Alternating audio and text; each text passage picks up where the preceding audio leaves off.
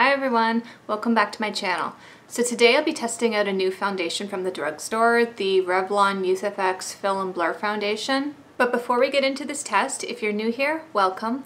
I post new foundation first impression reviews all the time, and if this is something that interests you, consider subscribing so you can be alerted when I post new content. Alright, so these are some of the claims on Revlon's website. The description says it is a lightweight, hydrating formula that works to fill in and blur lines and wrinkles with microfillers and optical diffusers. As the appearance of lines and wrinkles are smooth, this high coverage foundation erases the look of uneven tone, age spots, and hyperpigmentation.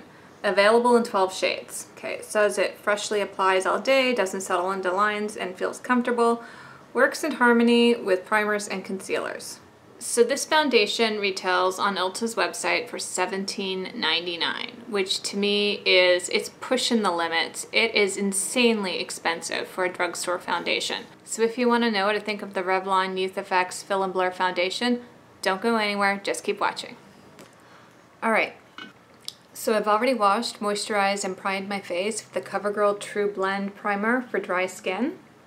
So I'm going to go in and do this half of my face with the sponge, and this half of my face with the brush. And in this case, I'm using the Heavenly Skin brush from IT Cosmetics.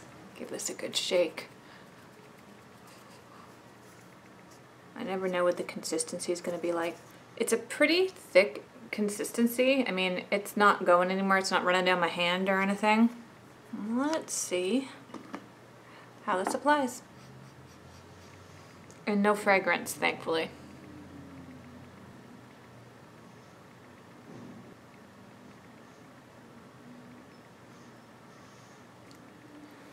The problem with the sponge is it seems to be getting absorbed right into it. It doesn't seem to be blending out on my skin. I don't know what's going on here. It just seems all the product seems to be getting sucked into the sponge. Yeah, like there's barely anything on my skin at all. Okay, so I guess we'll go in with the brush and hopefully have different results. Oh yeah, that's much better.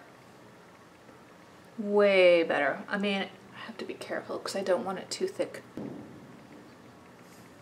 This foundation goes on way better with the brush. The sponge just seemed to like suck in all the product and none of it ended up getting dispersed onto my skin. And that's just enough product. I don't need any more. I don't want a lot of coverage on my face today, just enough so it evens things out. So I'm going to go in and do the rest of my face and finish it up with the brush. It's funny, I'm not normally a brush person when it comes to foundation. I usually much prefer to use a sponge, but this foundation definitely does not do well with the sponge. So far everything is looking okay. It's not settling into any of my smile lines, which is good. It claims to be a fill and blur foundation, dramatically transforms the appearance of fine lines and wrinkles, and so far so good. It's not oxidizing. The color blends really well with my neck. Hopefully it stays that way because so far I am really liking how it looks. So the formula was really thick, and at first when I was applying it I was a little nervous that it would cling to dry patches, but so far it doesn't seem to be doing that. Yeah, the area around my nose is looking really good. There's no polka dot pore thing happening. There's no lines in my forehead being accentuated. So I don't think I'm going to set my face with a powder. This is definitely a matte finish. There's no dewiness, there's no shine to it, which is a bit surprising for me because so far this seems to be working okay for my skin. And there are very few matte foundations that work for my typically dry skin. So far we're off to a good start. I'm gonna go put on the rest of my makeup and I will be right back. So the time check is 9:47. So far, oh God. All right, I'm actually kind of amazed at how quickly this foundation went downhill. Before I went into the bathroom, it looked like things were going in the right direction. It applied really well to my skin. The color was blending with my neck. There wasn't any streaking. There wasn't any clinging to dry patches. There wasn't any settling into fine lines. It looked good. I was quite happy with how it applied. But as I was in the bathroom, I noticed that things were quickly going downhill. First of all, there is an SPF of 20 in this foundation. I wish companies would stop doing this. I mean, sun protection is essential. I get that. I want to apply my sunscreen separately. I don't want sunscreen in my foundation. Whenever sunscreen is in a foundation, it always inevitably ends up going badly. I end up turning orange. It's not a good result. And in the past 20 to 30 minutes, I mean, it has turned me this really funky color that it doesn't blend well with my neck at all. So that's the first thing. The second thing is, I'm gonna zoom you guys in. I'm not sure if you could see. Right around here, it has gone to hell. There is this big crusty thing happening here. I don't know what happened exactly. This foundation was supposed to blur and fill fine lines around the eyes. It didn't say it was supposed to crust and cause grossness around my eyes. I don't know what the heck is going on up there, but it's not good. And thankfully, I don't have to leave the house today because I could not go out looking like this. So earlier, before I went into the bathroom, the issues that I was concerned about, like clinging to dry patches or texture showing, none of that seemed to be an issue.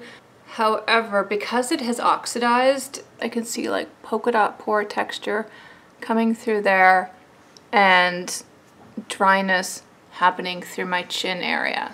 What is that? Again, it's supposed to blur fine lines, not accentuate them. And right now I have the Grand Canyon of all lines going across my forehead. Also, I've only been wearing this foundation for less than an hour, and I have a blemish right there and right there. And already you can see the foundation like wearing away in those areas and the redness poking through. So this is where this review is going so far.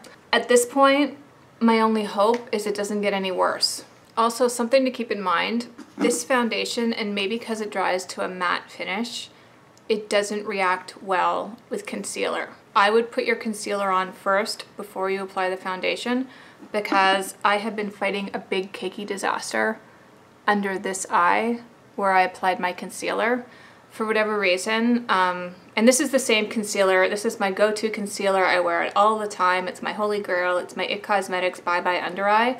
And I've never had it do this before. It just caked and curled up, and it completely rejected any area where the foundation touched. So, I mean, I tried to touch it up the best I could, but again, fortunately, I'm not going anywhere today because there is no way I could go out in public looking like this. So I am going to go do some stuff. I am going to edit some other videos, and I will check in with you guys in 5 hours and let you know how this foundation is holding up.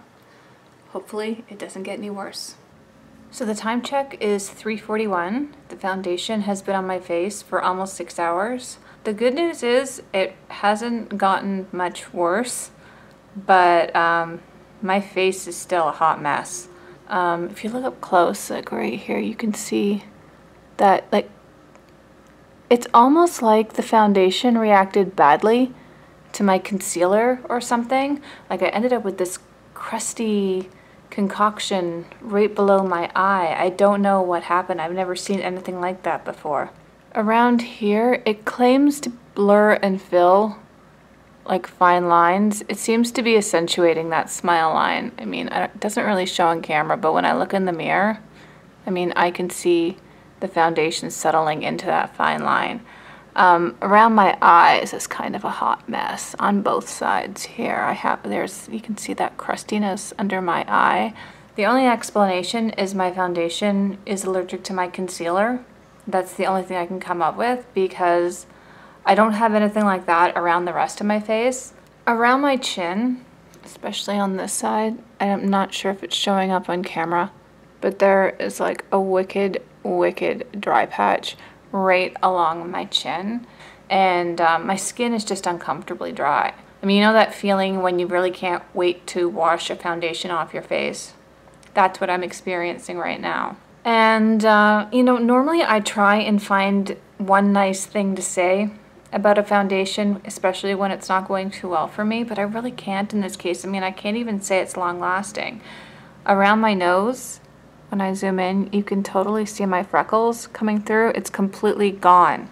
I mean, even around here, like I have some freckles underneath my nose. I mean, that whole area where I had foundation is completely gone. So those are my results so far. I will check in with you guys a little later on and let you know how this is held up throughout the rest of the day. Alright, so the time check is 7:46. The foundation has been on my face for 10 hours and I can't wait to take it off. Overall, I can't say it's gotten any worse as far as how it looks on my face, but it feels awful. All through here, and I'm going to try and get close without being uncomfortably close to the camera. All on, I don't know if you guys can see on my chin, okay, in there. Sorry, that was a little weird. There's this wicked, dry, bumpy fiasco happening all through here. It kind of feels like, the only way to describe it is it feels like I'm wearing a mud mask. It's just uncomfortably tight and dry all through my lower chin and cheeks area. So with everything else going on, like the crusty nastiness around my eye, because apparently the foundation is allergic to my concealer, and the oxidization and the dryness, I think one of the reasons why I'm so irritated by this is the price. It is at the top end level of price points for a drugstore foundation. So maybe people with oily skin or combination skin would have better luck with this foundation, but as far as dry skin, there is no way I can recommend this. I used a moisturizer with this foundation and I used a hydrating primer with this foundation, and I still have this incredible dryness all through my chin. I mean, I've had foundations that highlight dry patches, but my skin doesn't feel dry. This looks dry and it feels dry. I mean, it's uncomfortable. I can't wait to wash my face. In fact, I'm gonna stop filming right now and I'm gonna go into the bathroom and get this stuff off for good. So those are my thoughts and my results for the Revlon Youth Effects Blur and Fill Foundation.